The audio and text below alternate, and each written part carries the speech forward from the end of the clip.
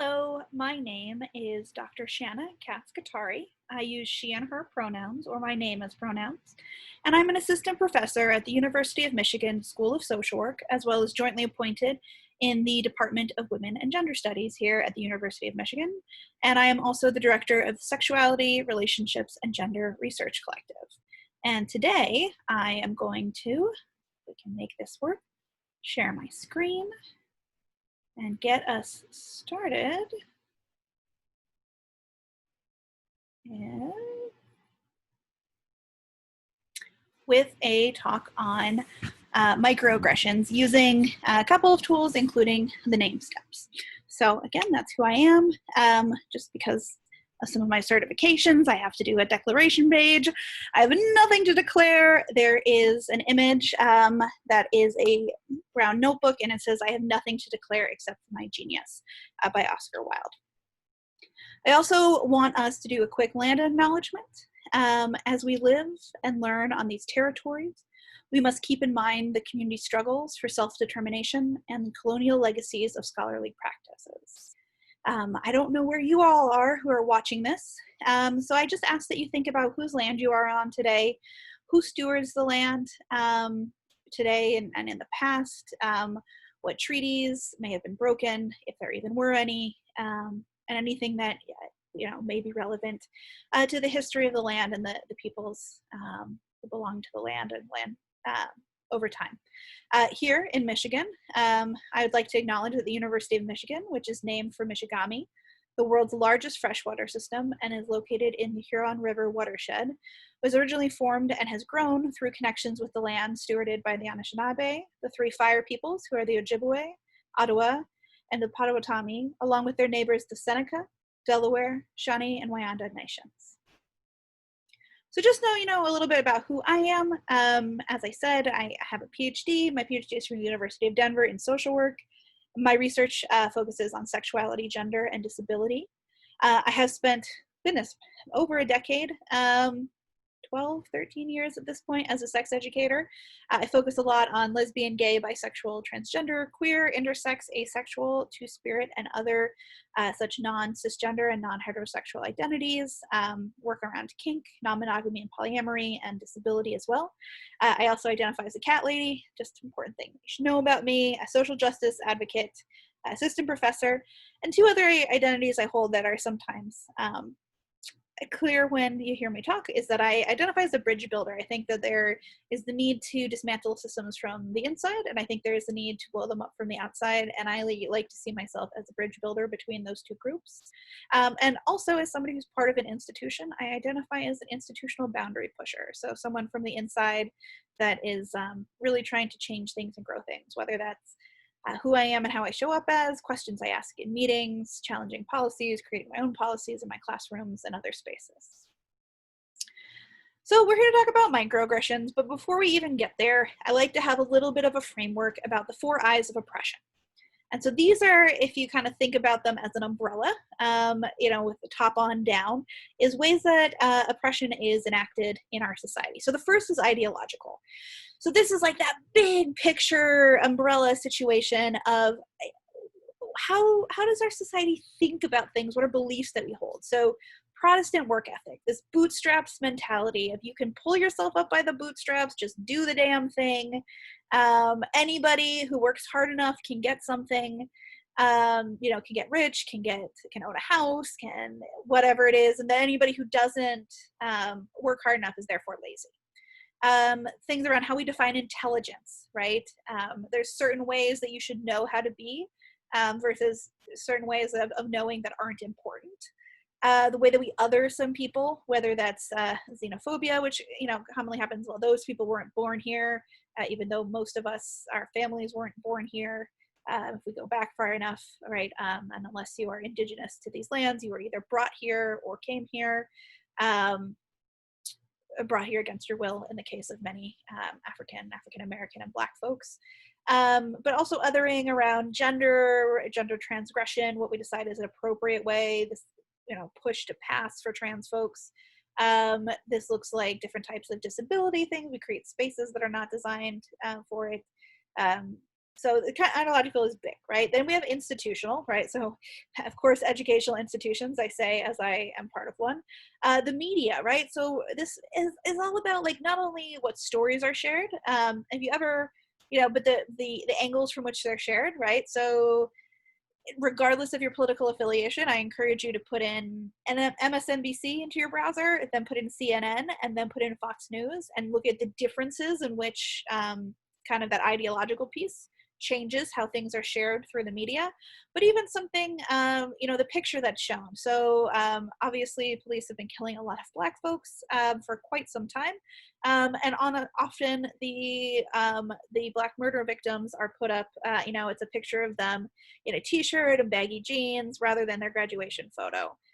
This happens too with a lot of mass murderers, is that rather than talking about the victims or survivors, we spend a lot of time talking about the murderers themselves, right? So the way the media chooses to portray things. Bureaucracy in general, the idea that you have to fill out all these forms in order to access basic income, right? I think with employment, the unemployment that's happening a lot right now, Social Security, disability insurance, right? Like bureaucracy is set up to oppress people. The criminal justice or criminal injustice system, it is just a system of oppression on so many different levels, from who is put in the system, the differential sentencing that happens, the fact that right now during COVID that many prisoners don't have access to basic things like soap and hand sanitizer, and that are basically sitting ducks for getting ill and seriously ill and even passing away. The military, we can talk about who tends to be recruited. It tends to be folks of color and folks from lower income brackets. This is the only way you can get an education. This is the way that you can work your way up in the world. You can see how these are kind of tied together to different things. So there's lots of different institutions. The nonprofit industrial complex, certainly as someone in social work, lots of social work folks tend to go and work in nonprofits, but it is its own institution. And the way that, this idea, the ideological idea is if you're doing good work, you shouldn't have to make money for it. And then the nonprofit industrial complex really affirms that. So interpersonal oppression, I'm not going to talk about as much because this is an example of where microaggressions come, but this is how oppression is played out between individuals and between communities and individuals, that type of thing. So this is where we often talk about like, well, that's racist. You said something racist, or you did something racist, or that's really ableist, or that's fat phobic and sizist. And it can be microaggressions, which we'll talk about, but it can also be macro things. So this would be somebody saying, I don't want trans people to come to my gym. Right? Or I don't want to rent to a gay person, or right. Those are examples of really common things. But it could also be the way a school making a teacher making a decision in their classroom about girls will have their shoulders covered, and because we don't want to distract the boys, right? So if it's a school and a whole institution making it, that could happen, but also teachers make their own oppressive things. For example, I had a teacher who got extra credit points for bringing in Christmas decorations, but I brought in a menorah and didn't get extra credit points. So that's interpersonal oppression. That's not a microaggression as much, but perhaps I guess could be seen as such. And then the fourth I is internalized oppression. So this is really how we interpret all of these things above us, right? This is like the stand of the umbrella, the handle, right? And how we engage with these oppressive ideas, both around our own identities and of others. So the best example I can give of this, right? So I know you didn't see me very much, but I'm a fat woman. It's like, I don't mean this as a negative thing at all. My body, it's fat. It just happens to be. I'm fine with it. I think I am pretty banging. I like my outfits. I figured out my style. I'm good. Fine with being fat. I do a lot of fat liberatory work. I do a lot of work in my own institution, ensuring we have chairs in classrooms that work for all body sizes, and talking about sizes and when we talk about oppression, because we almost never do that, right? So like, that's my jam.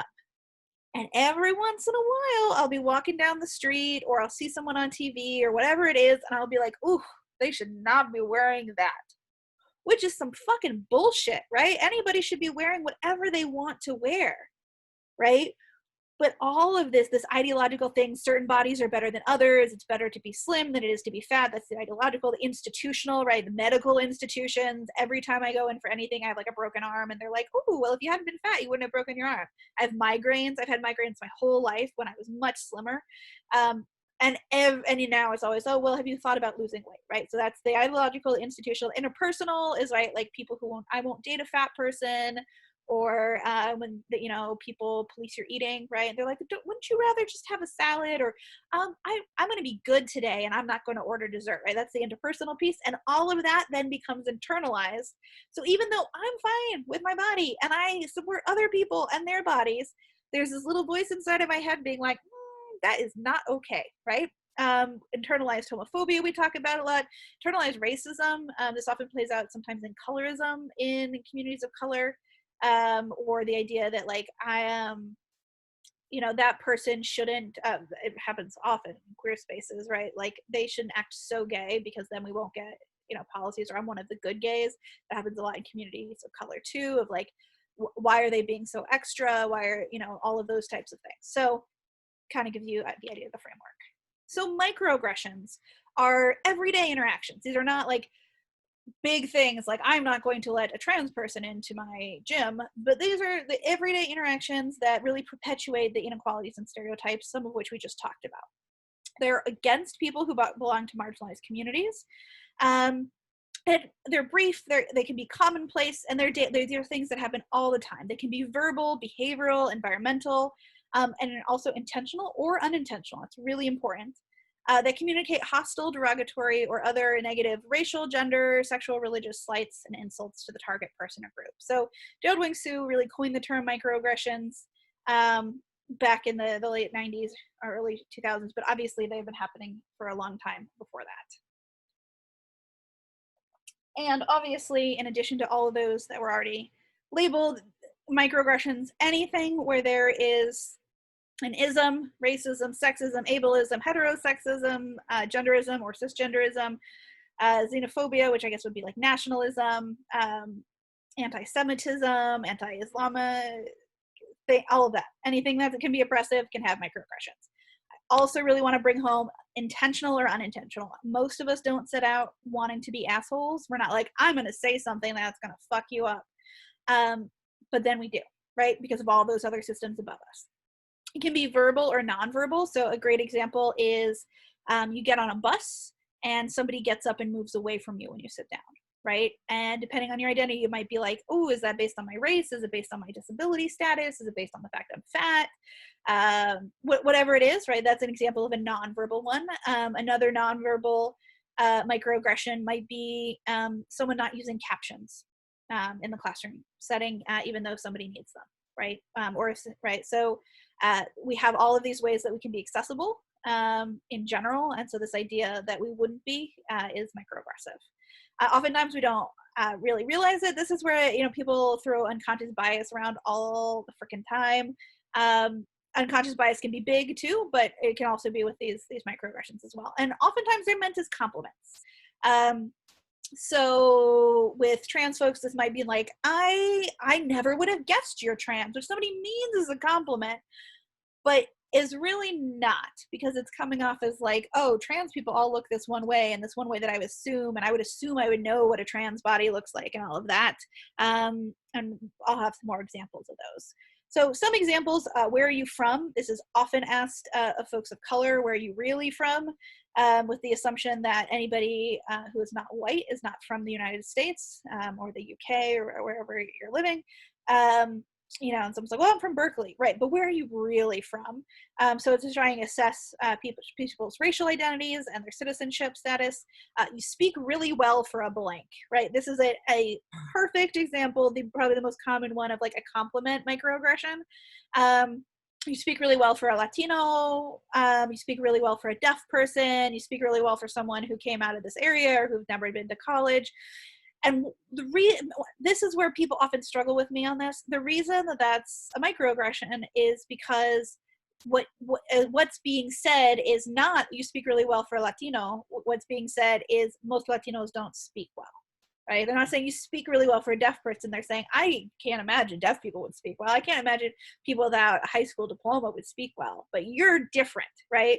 So it sets, it reinforces the stereotype, and it also sets you against your own community. What are you? Misgendering, calling someone dead naming them, around gender. I wish I could bring my dog to school or work with me is an ableist microaggression when people see a service dog with someone. I'm really looking forward to meeting your husband. This gets said to me sometimes with the assumption that I am straight, even though I use the term partner exclusively. What are you doing for Christmas break or Easter break? Again, that makes the assumption that everybody celebrates Christian holidays. That's so lame. As you can all see, don't be so crazy about ability. And then, of course, you add so much diversity, or, we're so glad that you're here to do all of this work. So those are some examples of that. So impact of microaggressions have been studied for quite some time, still emerging information as we're even figuring out how to discuss microaggressions. Can lead to feelings of isolation and disconnection, less productive, higher dropout and discontinue rates in educational programs, substance use programs, you name it, which makes sense. If you feel targeted and you don't feel comfortable or safe in a space, etc., of course you're not going to be there as long. And Kevin Nadal has done a lot of work with microaggressions, particularly racist ethnic microaggressions, as well as some homophobic and transphobic microaggression stuff.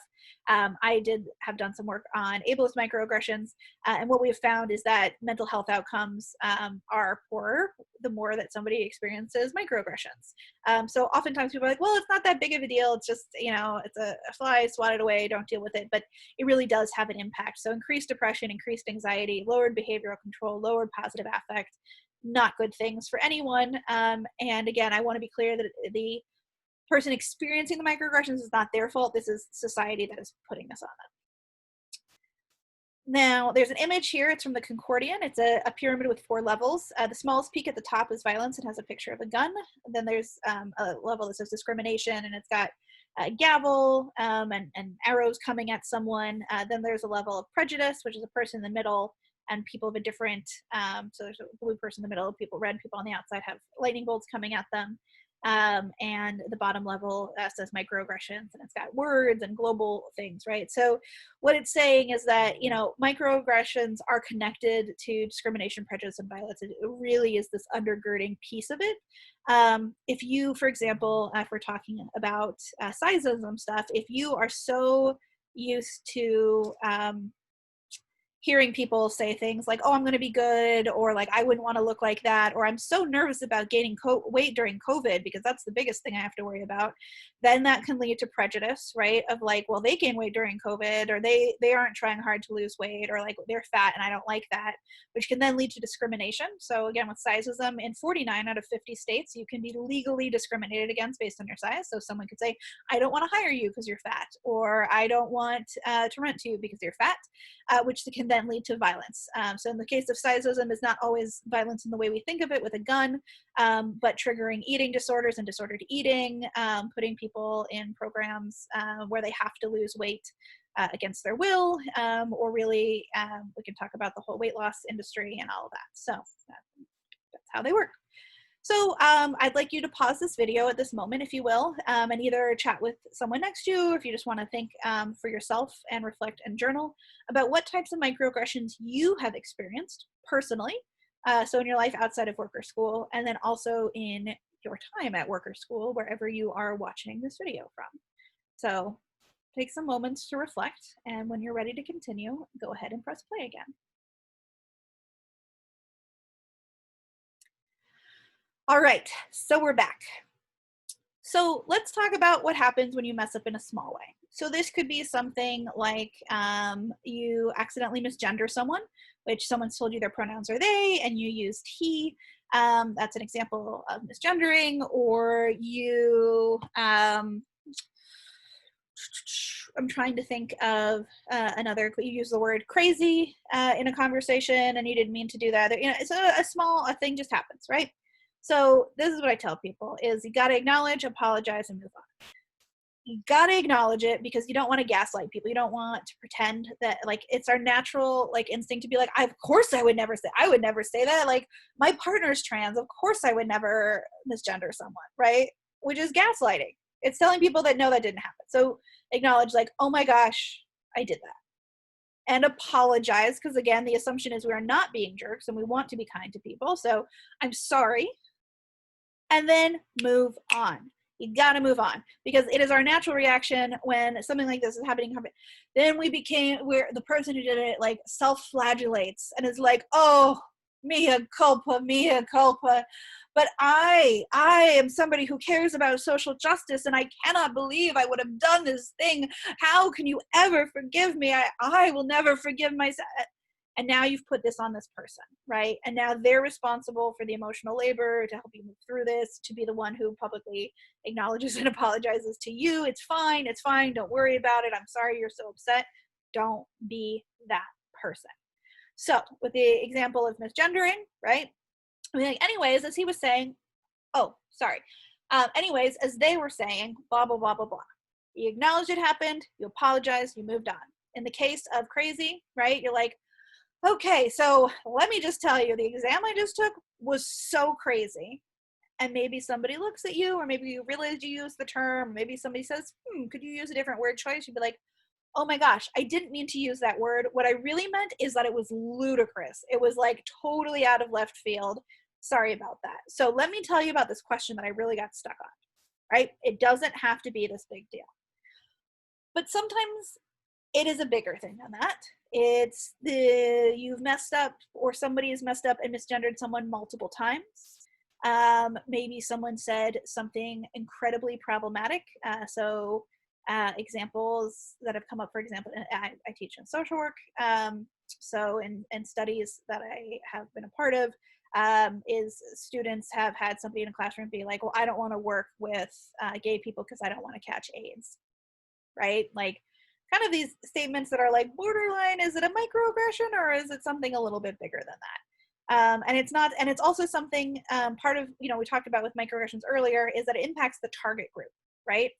So even if that person wasn't directing it towards anyone, right? I don't want to work with gay people because I don't want to catch AIDS, right? Like, what does that mean? That means that impacts anybody who's gay or potentially LGBTQIA2S+, right? Because now there's this assumption that all folks under that umbrella have HIV and that it is contagious. I mean, there's just these big things, and it makes it an uncomfortable space. So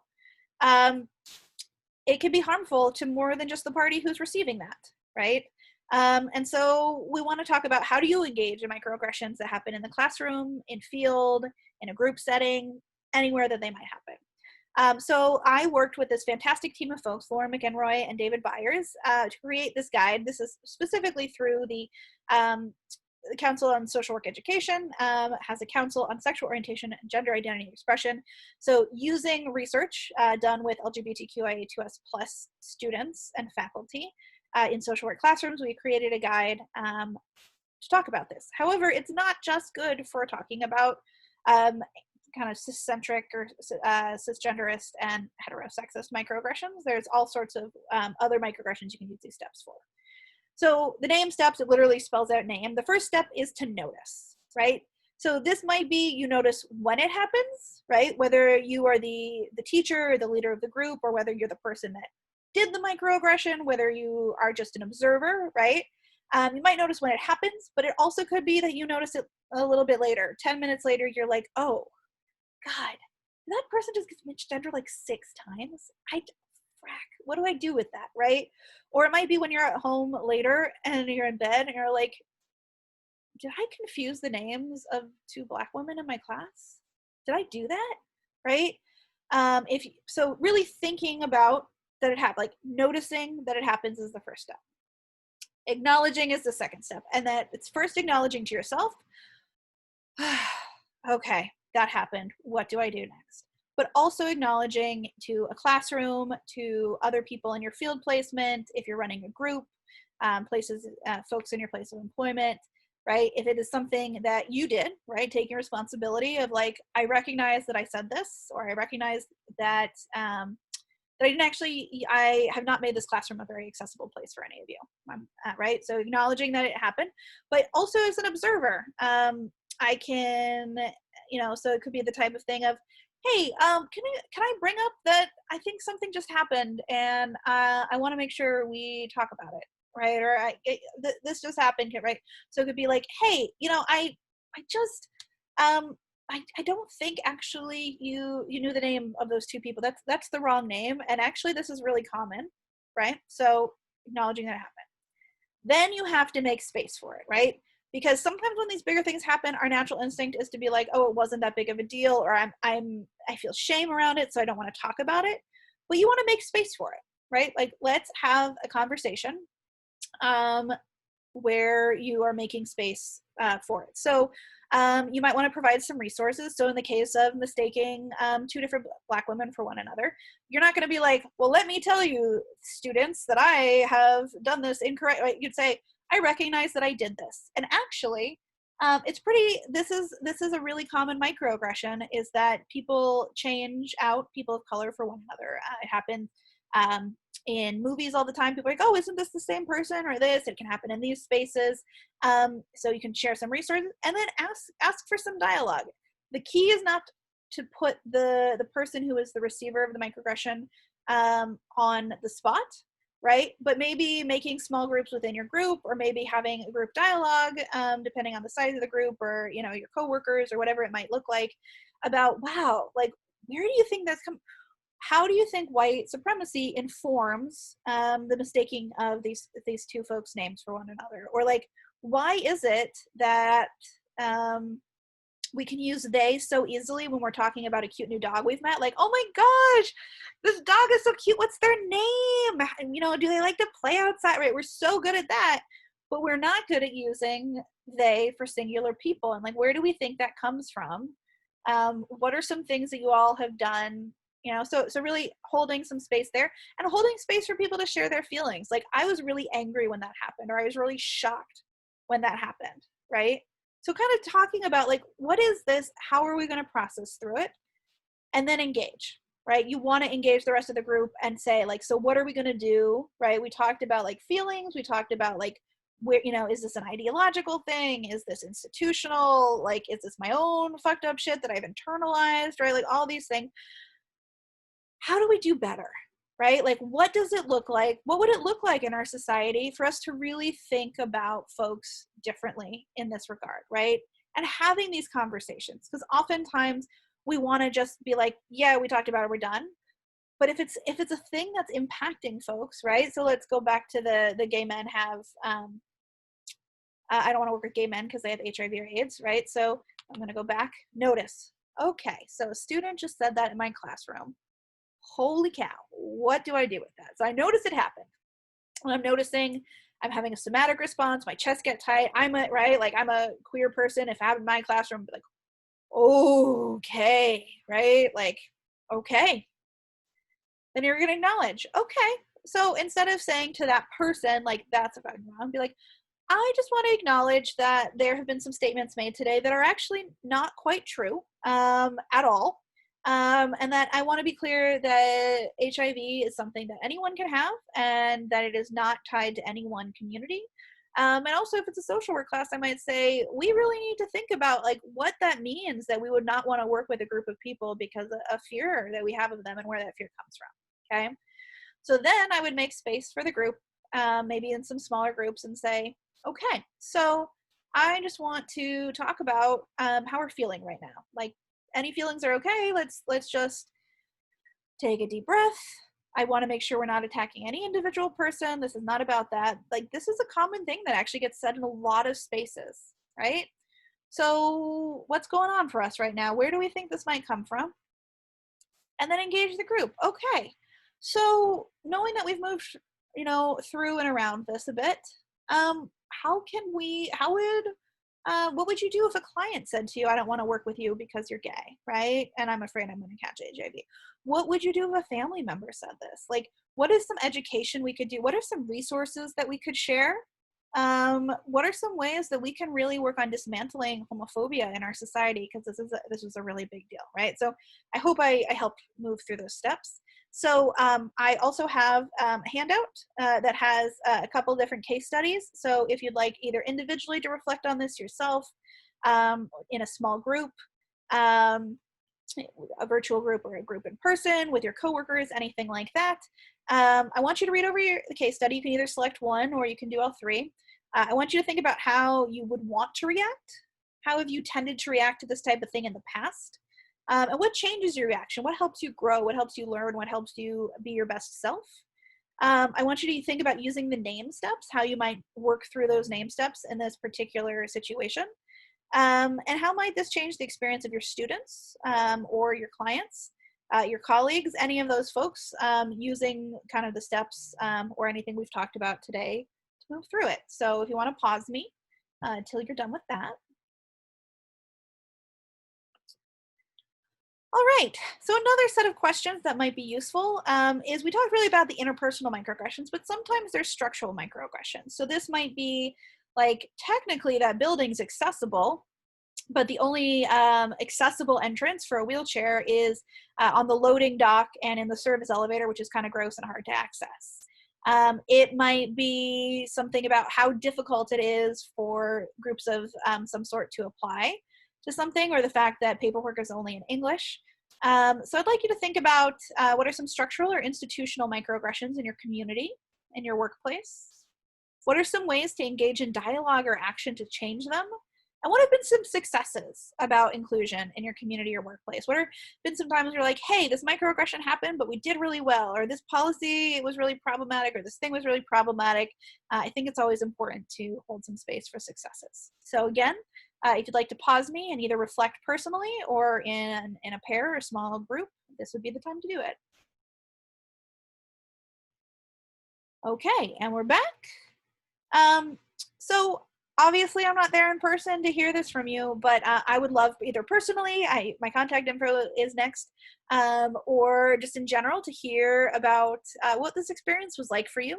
I'd love to hear one thing you learned today or got a new lens on. And I also would love to hear how you're going to work towards shifting your behavior in your classroom, your field placement, your work environment, anything like that. And so you can reflect personally on this, depending on how this presentation is being used. You can use this as part of a journal, you can use this as an online discussion, or just for yourself, something to share, like what did you learn, and most importantly, what are you going to do with it? I think oftentimes we take a lot of learning in, but we miss that last step in the Kolb's experiential learning cycle, which is, the what. We got microaggressions. So what? Why do they matter? But now that is the now what. So what are we going to do with that? So I'd love for you to think about that, and if you're willing to share it with me.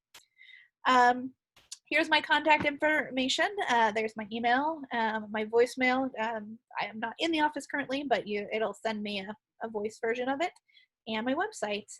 Here are some references. I hope this was really useful for you. Thank you so much for spending time with me to talk about microaggressions today. And please take good care of yourself.